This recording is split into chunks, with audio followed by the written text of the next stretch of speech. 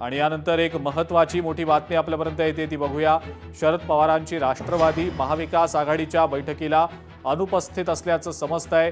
काँग्रेस आणि ठाकरे सेनेची सध्या बैठक सुरू आहे।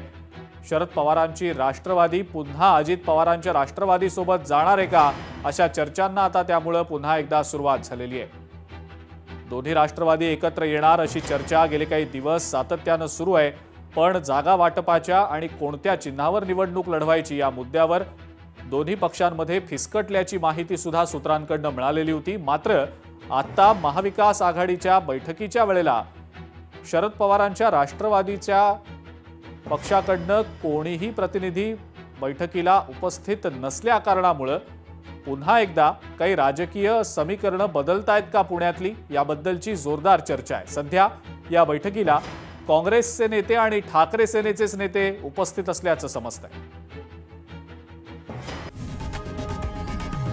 लोकशाही मराठी ऐका, पहा, जागरूक रहा।